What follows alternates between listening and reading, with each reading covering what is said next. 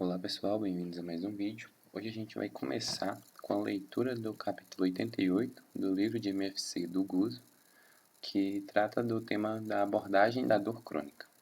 Bom, os aspectos chaves que serão tratados é a correlação entre a dor e a lesão tecidual. Não tem se confirmado como regra pela neurociência moderna. A abordagem mais moderna da neurociência entende o fenômeno de dor suscitado de maneira mista por dois componentes, um chamado de nociceptivo e outro chamado de neuropático.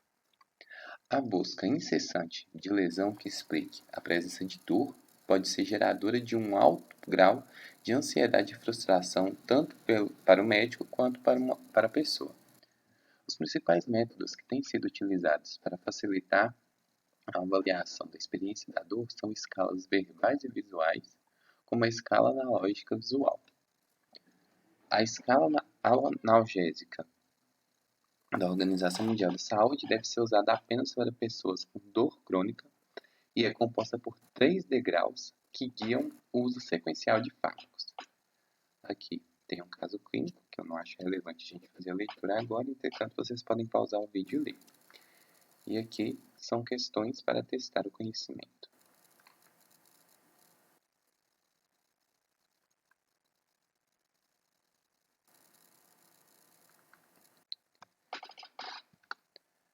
Do que se trata? Compreensão do fenômeno. O fenômeno da dor, segundo a Associação Internacional de Estudo da Dor, é definida como uma experiência sensorial e emocional desagradável que é descrita em termos de lesões teciduais reais ou potenciais. A dor é sempre subjetiva e cada indivíduo aprende e utiliza esse termo a partir de suas experiências anteriores. Já a definição de dor crônica é aquela que persiste além de tempo razoável para a cura da lesão, sendo também compreendida como aquela associada a processos patológicos crônicos que causam dor contínua ou recorrente com duração igual ou superior a 6 meses, ainda conforme preconizado pelo IASPS. No entanto, a classificação de cronicidade tem sido correlacionada não apenas ao tempo de duração, mas também à inabilidade do corpo em curar a disfunção ou a lesão que é causa da dor. A lesão associada à dor crônica pode ultrapassar a capacidade do organismo em curá-la, ou o dano pode ocorrer de tal forma que impede o sistema nervoso de restabelecer seu estado normal. Abordagem biopsicossocial. Modelo da orquestra. Existem várias formas de compreensão de um fenômeno e elas servem de base para o trabalho do profissional de saúde. No caso da dor, o chamado modelo de orquestra a considera resultante da combinação que ocorre entre muitas partes do cérebro, dos processos dos tecidos com os processamentos das mensagens de perigo.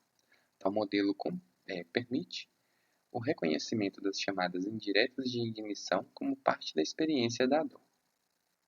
As indiretas de ignição, como o medo, as memórias e as circunstâncias, são entendidas como impulsos nervosos que têm consequências eletroquímicas no cérebro, assim como os estímulos dos tecidos lesados, que também causam consequências eletroquímicas. A metáfora do modelo da orquestra se relaciona com a situação em que um complexo sistema de percepção da dor toca uma melodia harmoniosa, de forma que os distintos estímulos produzidos são integrados equilibradamente.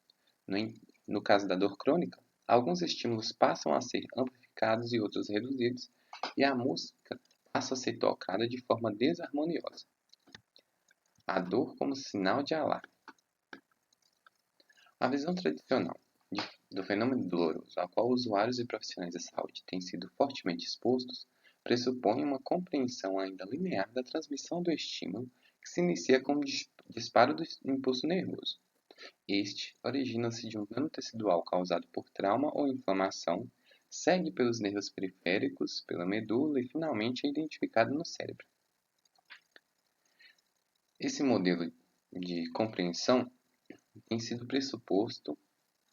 como pressuposto a correlação direta da dor com uma lesão tecidual real. A propedêutica e a maior parte da terapêutica médica utilizada para o controle da dor pautaram-se nas últimas décadas nesse modelo de compreensão. No entanto, essa relação entre dor e lesão residual não tem se confirmado como regra pela neurociência moderna, uma vez que o entendimento da dor pode também estar relacionado a um cenário que é interpretado pelo sistema nervoso a partir de uma lesão tecidual potencial, e não apenas daquela que é real. O entendimento do fenômeno doloroso como expressão de um dano potencial, e não apenas real, no organismo, envolve elementos que vão desde a biologia molecular até a representação homuncular e a cognição do indivíduo. Esse reconhecimento pode ser considerado uma ferramenta importante na abordagem da dor pelo médico de família em um ambulatório de atenção primária à saúde. É importante ressaltar que o médico de família e comunidade, em boa parte dos centros formadores no Brasil, ainda tem formação profissional em dor pautada fortemente pela abordagem de outros especialistas, de áreas como ortopedia, reumatologia e neurologia. A questão que se coloca é que parte considerável dessas especialidades muitas vezes tem em sua demanda um perfil selecionado de usuários que atingem essa altura da pirâmide de atenção por ter achados próprios de síndromes dolorosas com envolvimento claro de lesão tecidual. No entanto, é importante considerar que a demanda de usuários da dor crônica em um ambulatório da atenção primária à saúde tem um perfil que difere desse descrito por se localizar na porta de entrada do sistema de saúde. Nesse nível de atenção, misturam-se casos com componente claro de lesão tecidual, dos quais parte terão indicação para acompanhamento para outras especialidades médicas, e também casos em que não se localizam claramente tais lesões. Este último grupo, sob a perspectiva da moderna neurociência, parece ter componente do fenômeno doloroso relacionado a uma interpretação da lesão potencial identificada pelo sistema de alarme do organismo, e não propriamente da lesão real. A compreensão desse mecanismo frequentemente presente nas síndromes dolorosas crônicas é de relevância capital, já que, muitas vezes, esse grupo de usuários será tratado e acompanhado por profissionais na APS. A dor pode ser compreendida como expressão de um sofisticado sistema de alarme projetado para avisar o cérebro quando o organismo está em perigo. Esse sistema tem gerado, graças a mal-entendidos, vários mitos para portadores de dor crônica, assim como para profissionais da saúde. Portanto, há interpretações equivocadas de que a dor de determinadas pessoas é psicológica e muitas vezes explicadas por benefícios secundários da doença, familiares ou trabalhistas. Esse equívoco é corroborado pelo fato de que, nesses casos, a correlação do fenômeno doloroso com uma lesão tecidual não é esclarecida pela prática clínica. Sendo assim, um dos principais objetivos desse capítulo é fornecer elementos para a abordagem e compreensão da dor crônica de forma mais integrada no nível de atenção primária à saúde sob a luz dos princípios da neurociência. Nesse intuito, a compreensão da dor crônica em vários pontos desse capítulo será utilizada como, por exemplo, uma categoria de dor crônica, que é a lombalgia baixa, o que pode ocasionar componentes nociceptivo e neuropático da dor crônica. A abordagem mais moderna da neurociência entende o fenômeno de dor suscitado de forma mista por dois componentes, o chamado nociceptivo, relacionado à lesão dos tecidos, e outro chamado de componente neuropático, relacionado a problemas da via de comunicação, interpretação e modulação do impulso da dor pelo sistema nervoso. Tais componentes normalmente são mistos na maioria das dores, mas há predomínio de um deles em determinados casos, sendo que a importância da distinção entre estes está na marcante diferença das respostas em relação aos fármacos utilizados para analgesia que um quadro de desconforto predominantemente neuropático pode apresentar em relação a outro predominantemente nociceptivo.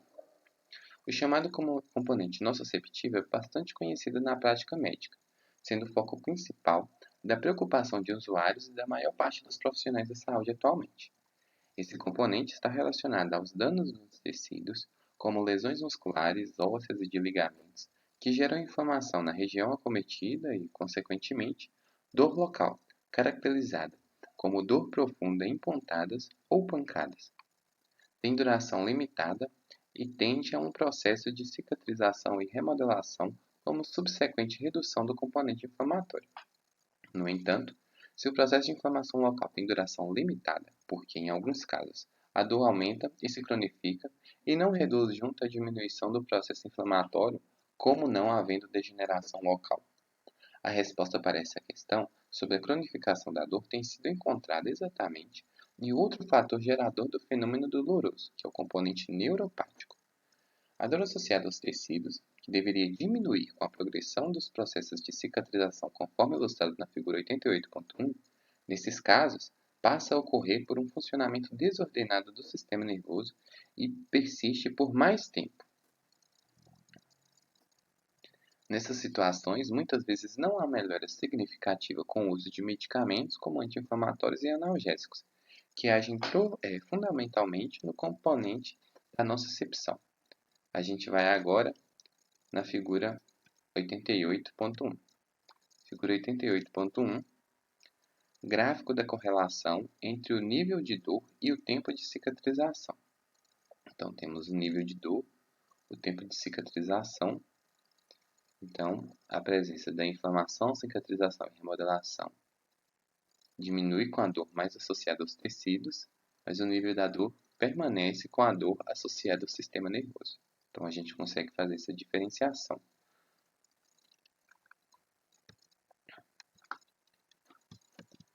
Segundo Serrano e colaboradores, a característica clássica da dor de predomínio neuropático inclui a sensação de queimação constante ou intermitente, pontadas ou choques, e também alguns sintomas físicos, que podem incluir respostas exageradas a estímulos dolorosos, hiperalgesia, ou uma percepção aberrante da dor como resposta a um estímulo inócuo e que geralmente seria percebido como indolor, allodynia. A dor gerada pelo funcionamento inadequado do sistema nervoso pode ser exemplificada pelo raciocínio previamente citado de que o organismo é dotado por um sistema de alarme para identificação de potenciais ameaças para o corpo. Na dor crônica ocasionada por um componente neuropático, esses alarmes estão sensibilizados e disparam com muito mais facilidade do que em uma pessoa sem dor.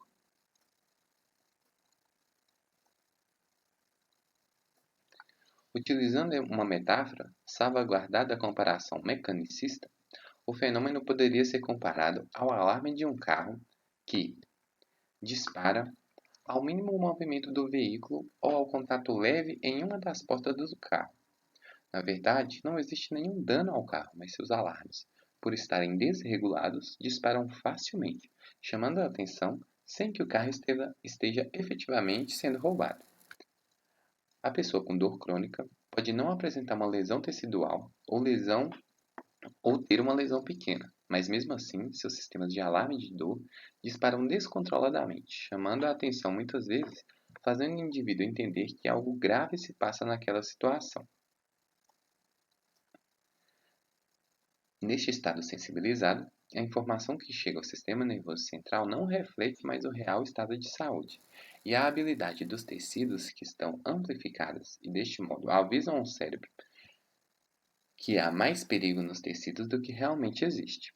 Conclui-se, então, que o tratamento da dor crônica sob a luz da visão mais moderna da neurociência não apenas deve abranger os componentes nociceptivo e neuropático, como também envolver o entendimento e a forma que o usuário lida com a própria condução. Então a gente fica por aqui com esse vídeo, deixe seu like, se inscreva no canal. Muito obrigado e até o próximo vídeo.